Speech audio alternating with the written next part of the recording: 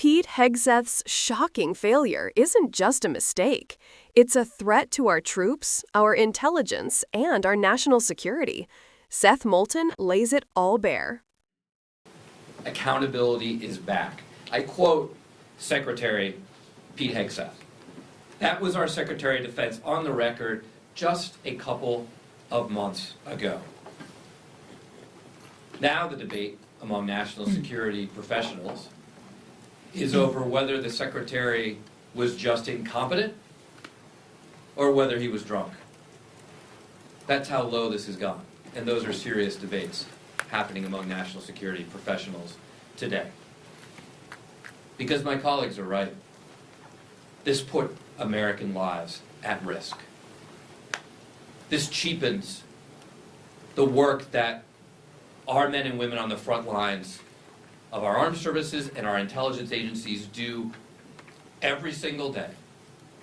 Because it says the rules that apply to you don't apply to us as your leaders. There's a simple concept that I would have thought Pete Hegseth would have learned in the National Guard, which is leadership by example. Well, let me tell you, if any guardsman at any level, including the most junior private, had done what Pete Hegseth did, he would not only be fired, would not only lose his security clearance, but he would probably be criminally prosecuted. Let's just debunk a few myths here, because now the approach these leaders are taking is to lie. That's not in the leadership manual for our armed services, but that's what they're doing now. They're saying, oh, this information wasn't classified. Without even knowing the full details, we know that the time of attack for this operation was in the message. Let's be clear. That's classified information. That's all you need to know. Let's address another issue. Was this illegal? It's illegal on two different levels. One, it's mishandling classified information. That's been well established. But the second level it's illegal on is that the executives are required to maintain records of its communications. And this is a way for this lawless administration to get around that.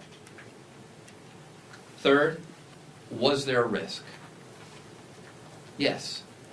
There's tremendous risk. That's why national security professionals, including everyone on that group chat, aside from the people who weren't supposed to be on it, has 24/7 access to classified proper means of communication. So if the national security advisor feels like, oh, I need to chat with someone, well, guess what? In his home, in his office, on his plane, he has the means to do so within the law. So there is no excuse here. But there's also clearly no excuse accountability. And it's very clear that Secretary Hegseth, with how he is handling this, has no honor, has no sense of duty, and has absolutely zero accountability for his own actions. It's now my honor to yield to a fantastic freshman veteran, Congressman Vin. What Seth Moulton is laying out here isn't just a political disagreement.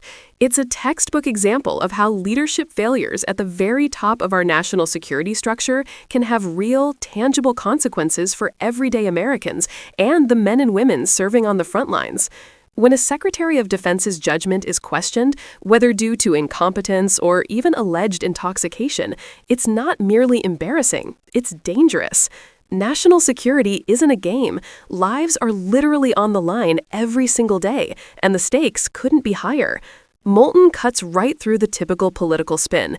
He points out that if any junior enlisted service member, even the most junior private, had committed similar lapses in judgment, they wouldn't just be disciplined.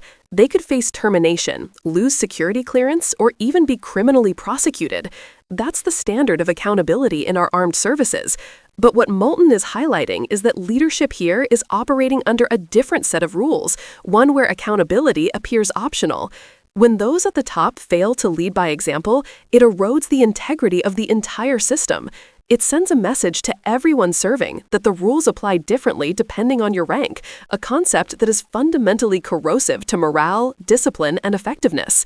Then there's the signal scandal itself, which underscores an important lesson about operational security in the digital age.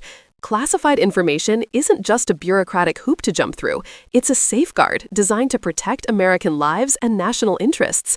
Sharing sensitive operational details in casual, unsecured channels isn't a minor lapse. It's a violation of the law and puts entire missions at risk.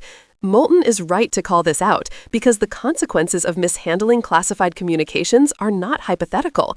They could cost lives or compromise critical intelligence.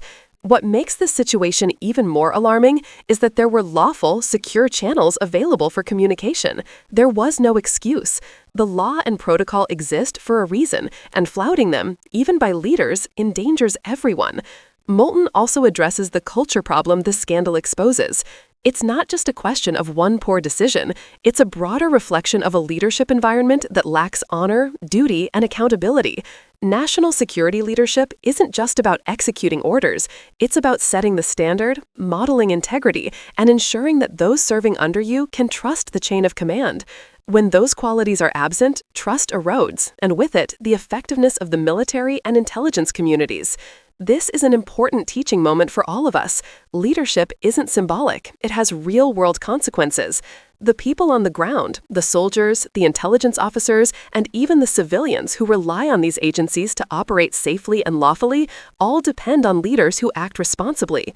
Moulton is demanding that those in positions of power be held to the same or higher standard as those they command.